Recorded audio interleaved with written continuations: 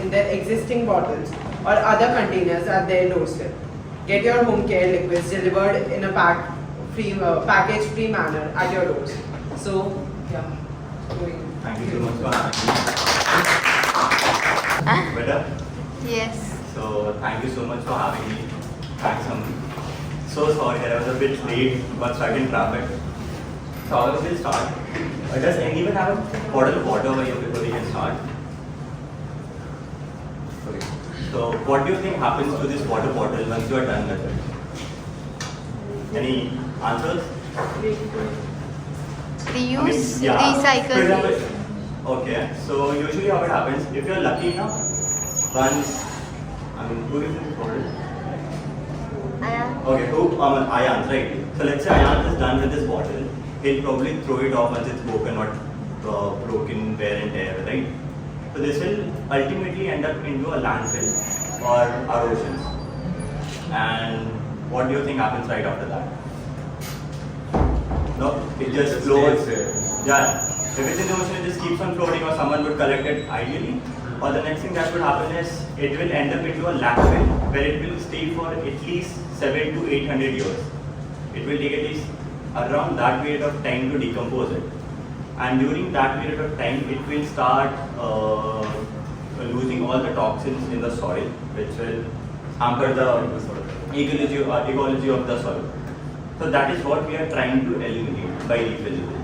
And as the name suggests, I think it gives and rings certain bells to what we do and why we do, right? So right during the pandemic, we started with Refillable in Mumbai. We are a Mumbai-based startup. And that's why so one thing that we started in Mumbai during the COVID, we realized people just stocking up on their stocks, their supplies, and holding it for like good couple of months.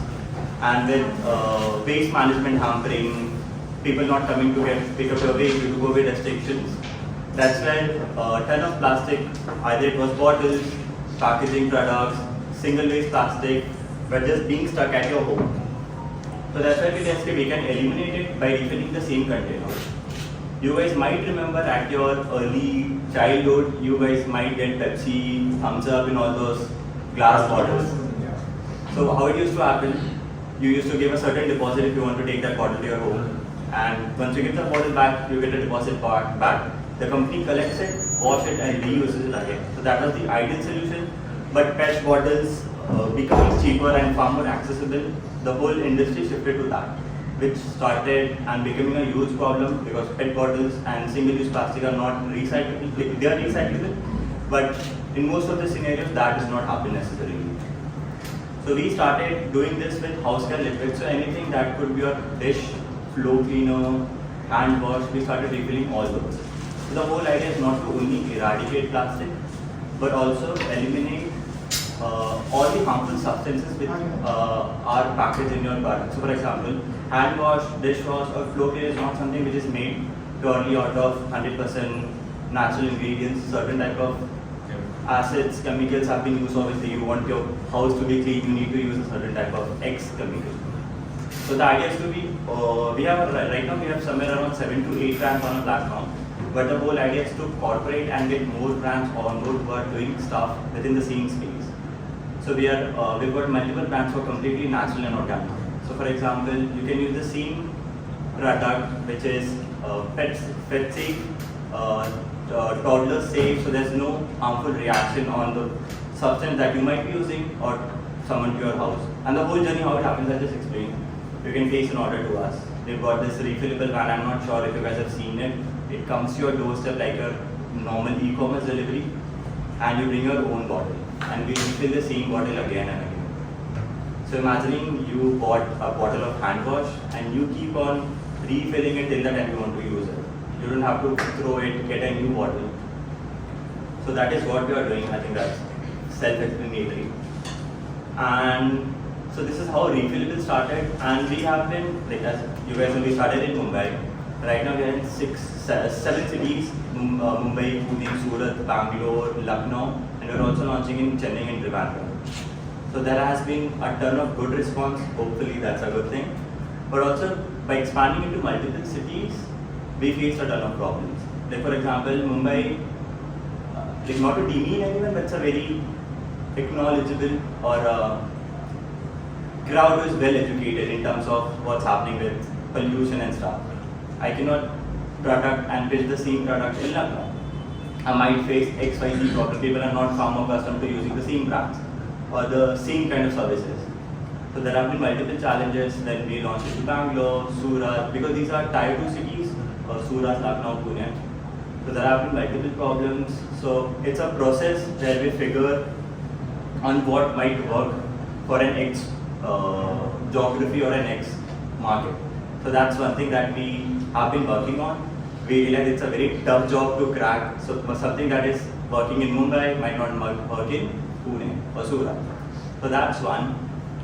And after that, so luckily we have been touched wood, we have been doing good. Right now we are at 1500 active households in Mumbai, and we are servicing somewhere around 6,000 to 7,000 households collectively all over Pan India as well. And right now we have eliminated more than 5 tons of plastic generated from the first place since you are refilling. So that's what we have been doing. And also a couple of things that I want to share. Like we've had a couple of problems also. When we started refilling, the best thing, what do you think could be to replace a glass bottle, plastic bottle? Any ideas? Yeah. So we went ahead with aluminium bottles. It has its own pros and cons. Those are heavy. They might corrode over time because you're using liquids. Too expensive. Too expensive. Right. So we went ahead with aluminium bottles. They were the cheapest and the best option. It was light, durable, but over the time the bottle used to have some wear and tear. And what we were doing, we were not selling the bottles. We were taking a deposit of the bottle so we can take it back, recycle it at the end of its life cycle. And after a whole year, we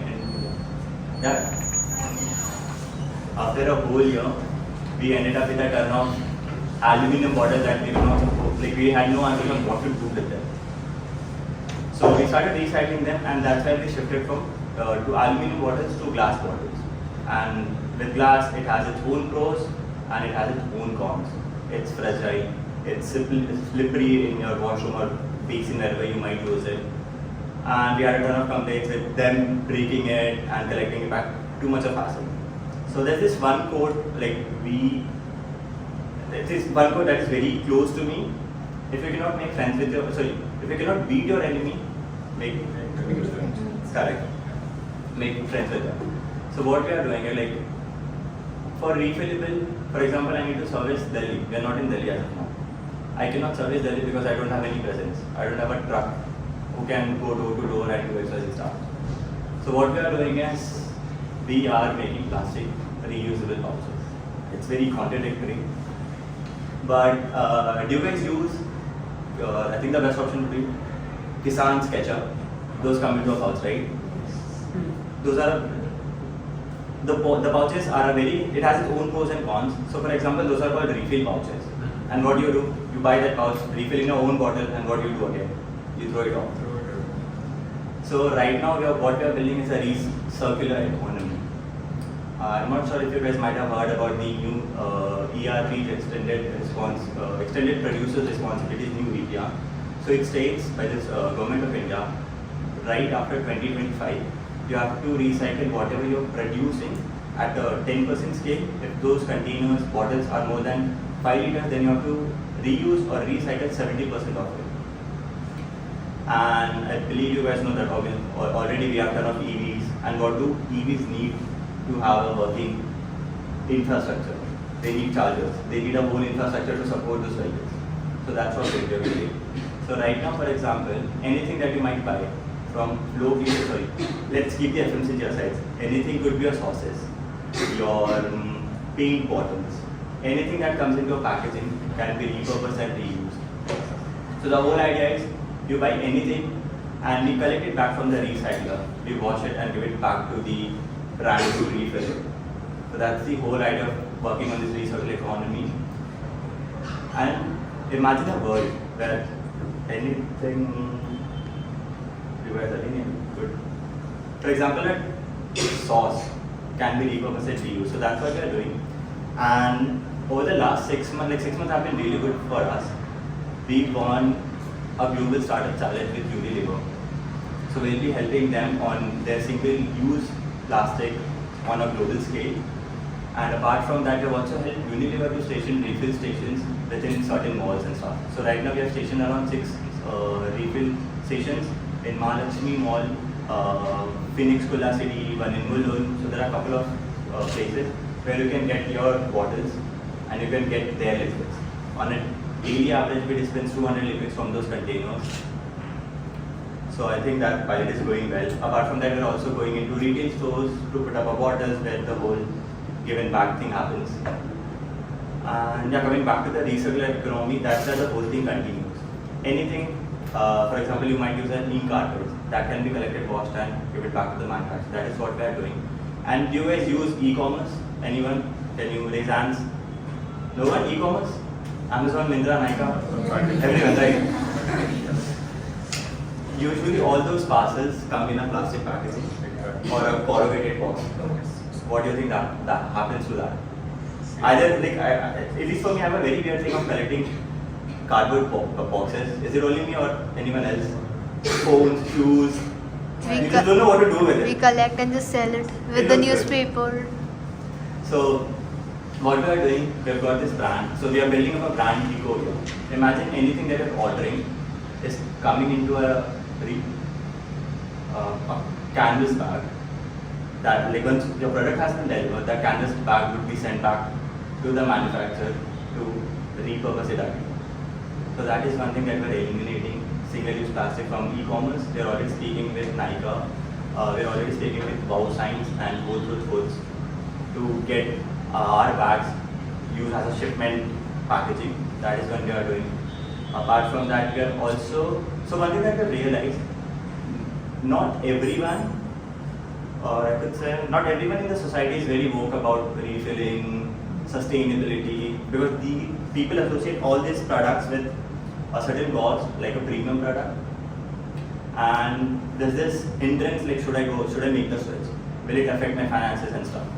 So we've also, right now we're doing 2 pilots with a couple of, we're doing a pilot with a couple of slums in Mumbai, one in Burli and one in Marur, where we are introducing reuse and refilling for unprivileged people. For example, one thing that we realized, PET bottles, they have a certain value. For example, any PET bottle of fruity, it could be Bisleri, they have a certain value of 15 rupees per kg.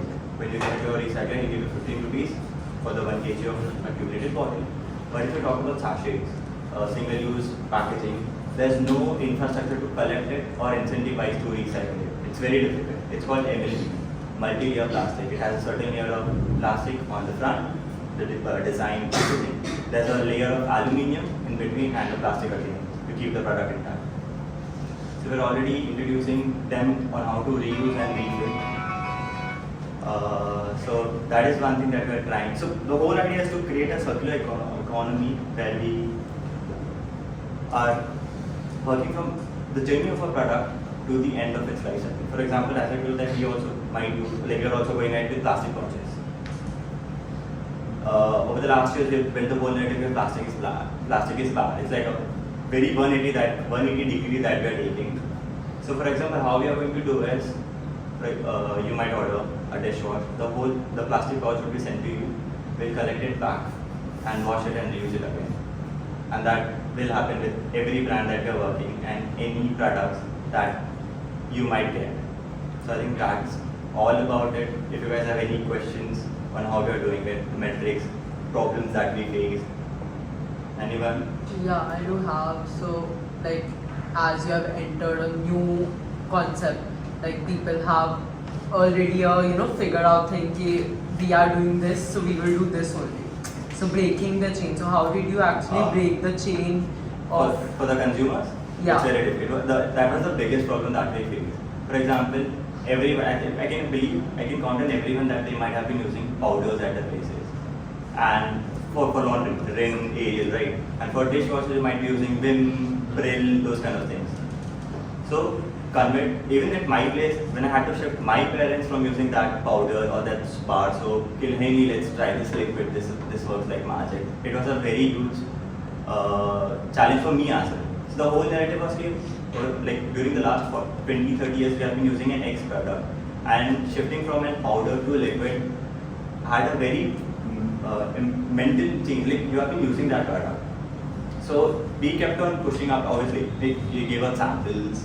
We did a lot of 1+1 offers. At least people can start using it, and that's how I think we cracked the formula. People love free stuff. Indian people love incentive. Yeah. Ton of build brands, business have been built on incentivizing the customer. So I think that worked for us.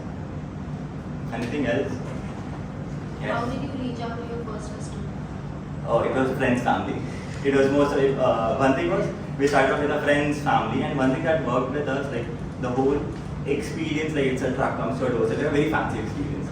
So one thing that worked out for us was people recommending it to their friends and the families and peers. For the first year, we did not even do any performance marketing. It was just word of mouth, hey, try this, try that. That's how we built our whole set of customers in Mumbai at least. Anyone else? Yes? So like which sectors like more into your products? Sectors as in area-wise? No, like what kind of people are more into What type of products? Consumer. Mostly, I'd say, well, not to demean anyone, but one who are very woke about sustainability. They are one of the customers who obviously prefers to go with us. For example, right now we have Vim, and almost every Vim has a huge market share in Mumbai and Maharashtra. Even for a consumer to see and go, hey, you're already using Vim, let's try this. Like it's the same product but without packaging, and plus it's cheaper. Still, it's a very difficult process or a change for them to shift from now ordering to DMart, have to go to this and try the service. So I think other people are far more sustainable, or ones who always try the service and they stay for it. I think you had a question. Yeah, so what is your revenue model? Like how do you earn from this? Is it like So right now we take all our goods from the manufacturer. For example, let's say you're Unilever. I'll get the Vim, Comfort, Surf Excel from you. And since there's no packaging, obviously we receive our goods in 20, 25, 30 liters plastic drums. We obviously refill in those glass bottles. And since there's no packaging involved in the whole products, we get products at a very cheaper rate that runs our operations. And we pass on the same discount to the customer as well. For example, Comfort 860 ml bottle retails for 230, 240 rupees in market. We sell it for 210. Plus, there's also we do a ton of offers, so I think it goes well. Like, what was your turnover in the first year, and like, was it a profit, was it a loss? Because it was the first year and it's a very new concept that you're bringing in the market. I don't think we had a turnover of somewhere around 6 or 7 lakhs in the first year, between around that figure, but it was not profitable since we had a vehicle on ground, operations, the liquids, the machine itself. So obviously we were in debt, but over that time we are breaking even. And like you said that, like, you know, a plastic घर पे भेजोगे and you will collect it from them. So in a very normal mindset, if like usually people have this key, if I got it, I will just take out and just throw it. Okay, but like if another person would come, or it is just like on the spot they will collect it, or they have to keep it and then they will collect it. So there are two certain ways. So like that's what also we realized. Not everyone would keep the package with them. So there are two sort of customers. One who already has the bottle, they take the pouches, refill it in their container, and then give it to us right away. That's the one set which is ideally what we want. Like as soon as we can get the pack, it's easier for the customer, it's easier for us. So that's the one way to do it. Or the other way, not everyone has bottles. They just use the pouch for day-to-day purposes. They might exhaust their supplies within 7-8 weeks, depending on the pouch size. And then we go back and collect. So they just need to put up a WhatsApp message, hey guys, please collect it back. We go to that doorstep and collect it back. But still, there needs to be a certain incentivize to customers so they can go through the whole process. For example, what we realized, as a kid, I believe at least I used to do, and I used to collect all the plastic bottles, glass bottles at my home and give it to the recycler because paise milte the nasta ho jata tha, it was good. But at a certain point I stopped doing it because the incentivize the money that I was getting in return of all those hard work, like shit, maza nahi aata. So that's what we are doing. We need to incentivize the customer. That's why we realize. For example, let's say you've got this pouch. Will I give you 100 rupees to return the pouch? Will you do that? Yeah, like I would do it for free also because I Ideal, have like, my that's the ideal. intentions. That's the ideal route, but not everyone probably. Even if I was at your first, I'll take the $100. Yeah. So we are going to incentivize the customer a lot. Like it would be a certain discount on the next order, or we'll give them hard cash. Like once you return the pouch, you get money into your bank account. Something as credit or Google Pay. That won't lead to burn. Yeah. A great follow-up question. Obviously, that will lead to a turn of burn. But one thing we have realized, for us to make like that will go to my acquiring cost. For example, let's say I'm giving you $100 for return. At a certain point, obviously, we'll have to reduce the amount, the offer that we might be running. But we'll have that customer in our life cycle to Okay, so keep you on are regenerating the business. loop like. Any other follow-up questions? Recycling, operations, yes? How do you plan to expand? Coming on that, this was the biggest reason why we are shifting to plastic pouches. For example, what we have to do is we have to invest into a vehicle, get the machine done, train them, and build our own infrastructure before we can service a certain city. So that was one of the reasons we chose the plastic pouches as something. For example, if I need to service someone in Chennai, I can still do with plastic pouches. I just need to ship the pouch and get it collected back via reverse logistics. But if I don't go through the plastic, I need to set up a vehicle, go put up somewhere around 10-15 lakh capex amount. So that was the reason why we shifted, and looking at the finance, it definitely made a ton of sense. And also, the way we take any decision is, this might burn a lot of money in the shorter run, but it has to have an impact in the longer run. So looking at it, if I go to plastic packaging, I can service whole of India without having my infrastructure in that particular city. And looking at it, if I'm probably burning 10 bottles right now, I might be saving 1,000 in the longer run. So I think that makes sense. Anything? Anyone? Are you focusing more on the impact or on the profit? Impact, completely. We are a completely impact-driven business. Even if we do a ton of pilots, if this is working, we do a ton of things. If it's not making impact on a longer run, we then obviously shut down that pilot. But it's a completely impact-driven business. So how did you get investment for this? Also, it was a completely bootstrap business in the start, but we applied for a ton of we've spoken with a ton of VCs. That's how we got our first round of investment at a value of $2 million. Post that we didn't get an investment post that, but we are working closely with MSI, Maharashtra State of Innovation. So they are funding our operations in Pune. There's this German-based company GIZ. They are helping us to expand in Lucknow and Trivandrum.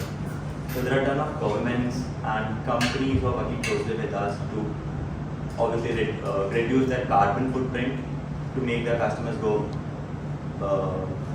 zero waste via refilling. So I think that would answer. Yeah, thank you. Anyone? That's all. How this idea came to Refillable? So before Refillable started, so there's this company called Refillable. So what we used to do at that, did anyone go to Lola this time? No, we wanted to, but No one? No money. So before Refillable, we used to work directly with a ton of brands, events and music starting. So for example, Lola, they had a footfall of 25,000 people. And imagining for the next 2 days, people drinking, having beverages, ton of single-use plastic paper cups would be generated. So that's how Refillable was born. And Refillable is basically we make cups out of rice sauce. So rice sauce is basically a crop paste which farmers tend to burn, and before they get a positive, we just collect it back from them and we process it and mix it with PP plastic and make cups out of it. So we started giving all those cups to events. We are right now in the last 6 months we've worked with Lollapalooza, TAP, Pratham events, done more. So that's how we realized that plastic is a problem.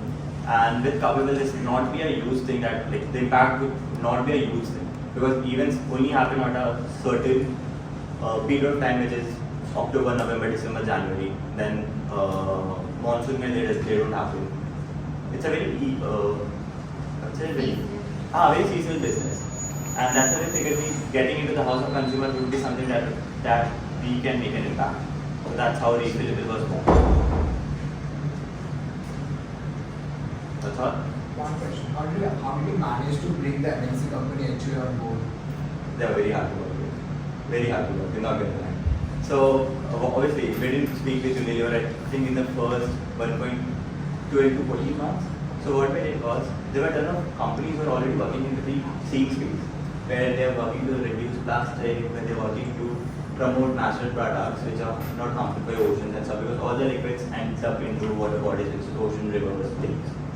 So we spoke with them. It was a no-brainer for them, but they couldn't do it because they've already poured X amount in their operations or logistics. They can't just make a complete shift. So that's where we come in as an aggregator, and we're already working with 8 to 9 brands. Herbal Strategy, Better Home. So these are completely national brands around the India. So we started working with them once we had a good number of revenue, number of active customers, number of orders that we have saved. We went to Unilever. Apart from that, we're also speaking with we're speaking with Unilever. Rosari is one of the brands who manufacture products for Unilever. So obviously they even outsource. We're speaking with them. We're also speaking with Nivea for our bilateral cover. So without the numbers, impact, we did, because it didn't make any sense. I will just do refilling for you, but at what ground? So I think anything. As you said, you expanded in different cities. So according to you, which city was hard to implement the model? Like people think differently. I think Surat. Surat is like, it's a very price sensitive crowd. Yes, because of wholesalers and Yeah, it's a very price sensitive market. This is at least in Surat, we are still figuring on where to price a product, how to run our operations so we can cut down our cost and pass that discount to the customer. So I think Surat is one where we are fixing and working. And I think next could be Lucknow. Like we recently launched in Lucknow in December. As of now, response has been good, but we are figuring how we can get more customers and also aware a ton of people. So in the first place, people don't know what is the problem. For example, we might know global warming is happening, there's a ton of pollution, but people in their 30s, 40s might not give a shit all about it. So I think educating them, telling them that this is happening is the biggest thing, and it's obviously them. Even if you go ahead and save one plastic, like it's a very, if you look at the whole impact, for me asking me let's not use that plastic straw. The way you look at it, it's not a huge impact. You should take a plastic straw, I carry go chayega.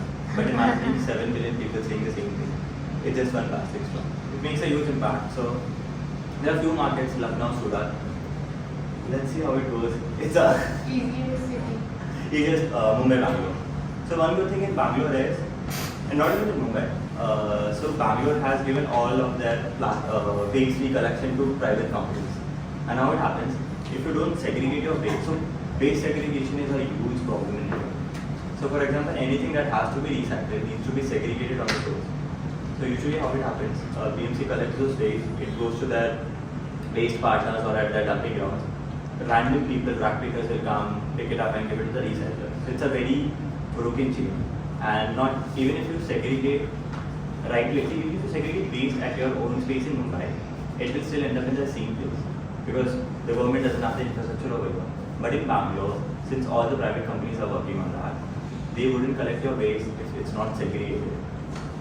You have to give your waste segregated in a dry waste and a wet waste. So the dry will go to your recycler, wet will go to a landfill and will be used for composting. So I think that was the best place to start with. They should have ideally gone in Bangalore, the first city, but it's a learning curve. Anything? Done? Thank you.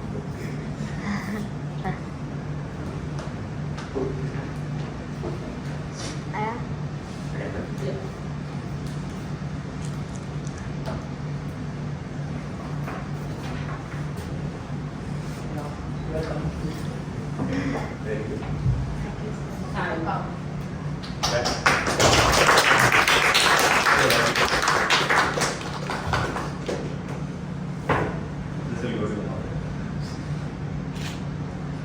Aman, even that's plastic. Yes. Thank